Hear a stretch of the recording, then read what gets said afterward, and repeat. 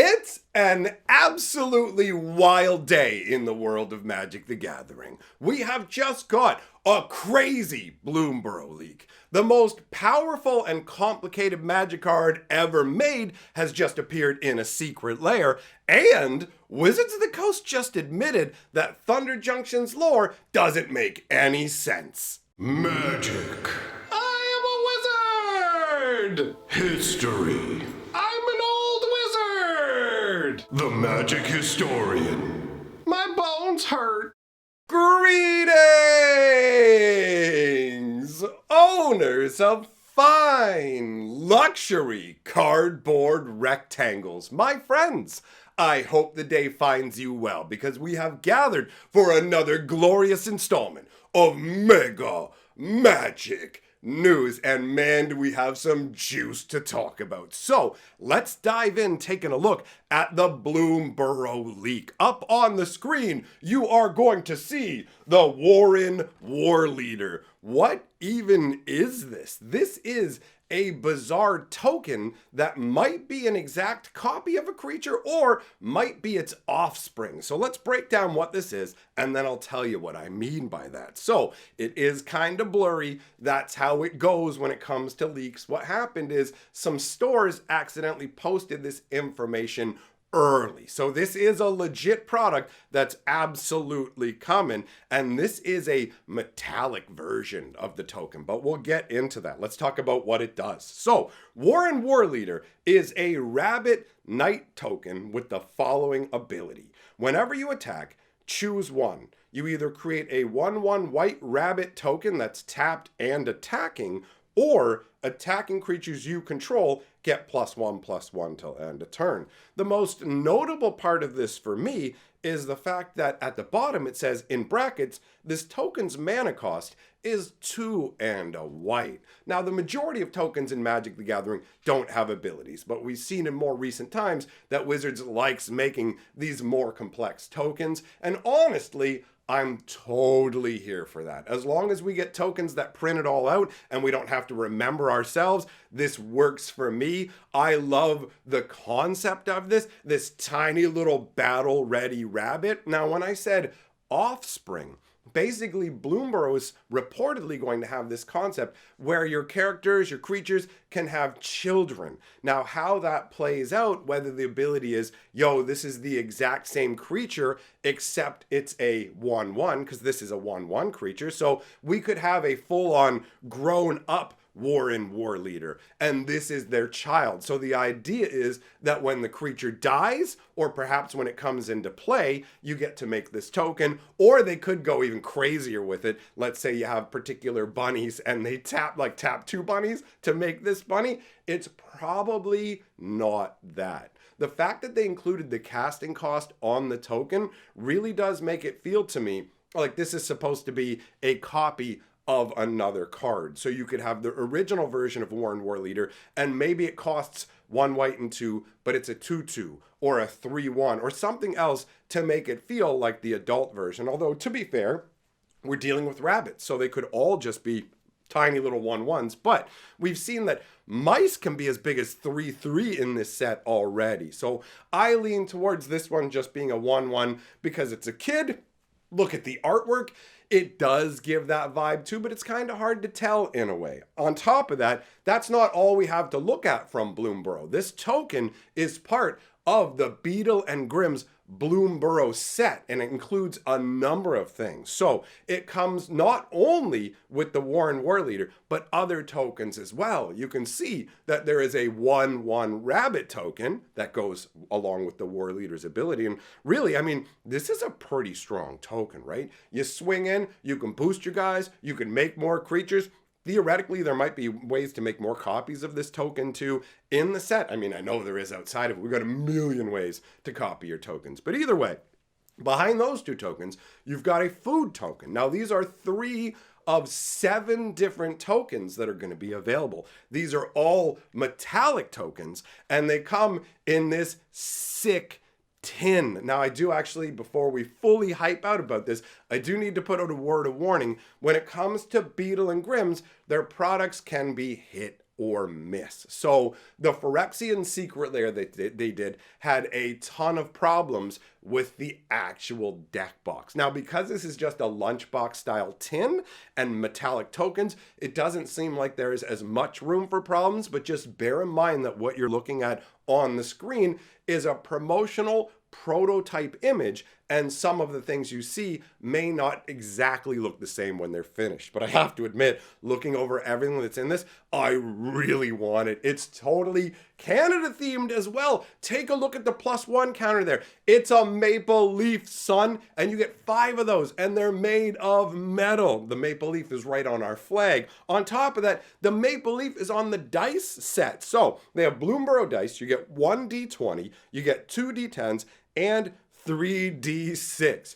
But the funkiest thing about this is if you look right down in the bottom left corner, you see those fish? They're not just random decoration. Those are 1/1 fish tokens. So I guess for your otter people or whatever it's going to be, there's going to be the handing around of fish. So basically, the whole breakdown is you get the tin, you get a metal life counter that goes all the way up to 40 life, you get the 6 dice, 7 tokens, 3 fish tokens, and 5 metal counters. So overall, as long as the quality isn't an issue, this looks absolutely amazing to me. Now it's time to talk about the most complicated and broken magic card ever made. This thing just showed up in a secret lair, specifically the Pony's second secret lair. Feast your eyes on Discord, Lord of Disharmony.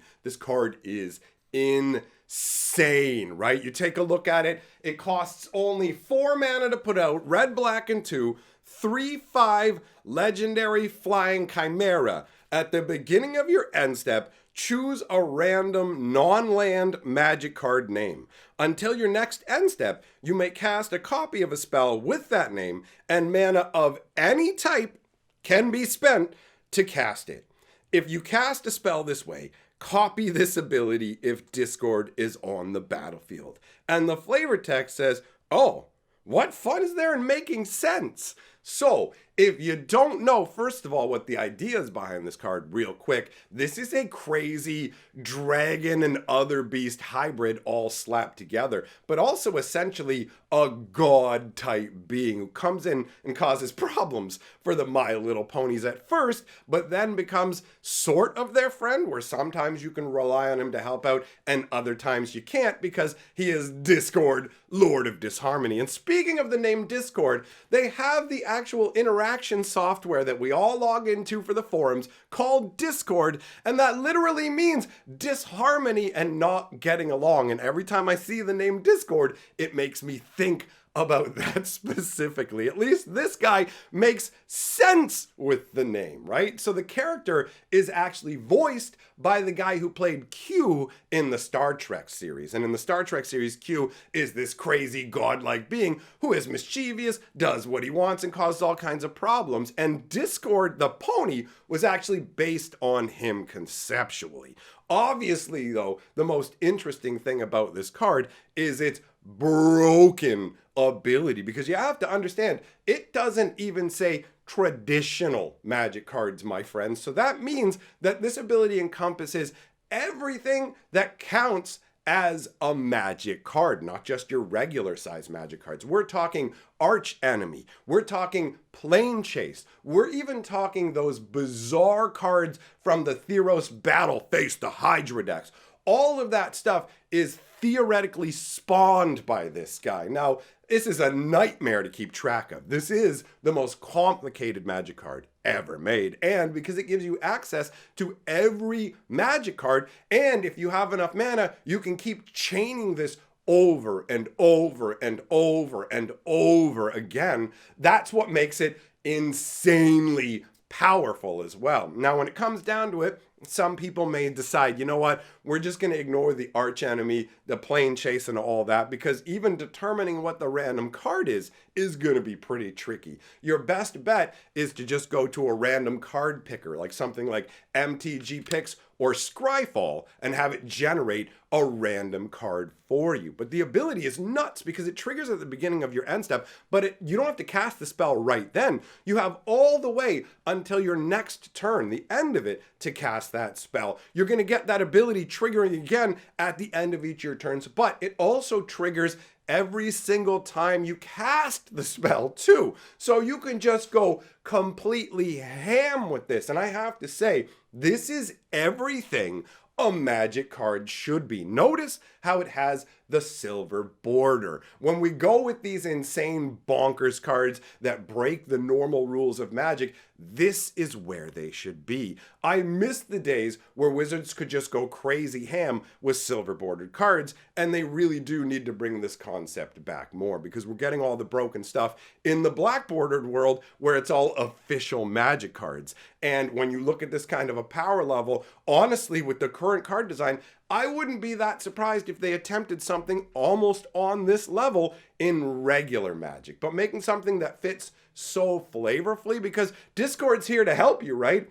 Or is he? You have no idea what spell you're actually going to get. So this is a fantastic marriage of function of the actual card and flavor of the card, and putting it in an appropriate border. It is a rare thing to see Wizards of the Coast doing things this right. So I wanted to take some time to talk about it. Now, let's talk about something they're doing very wrong and have admitted they are doing very, very wrong.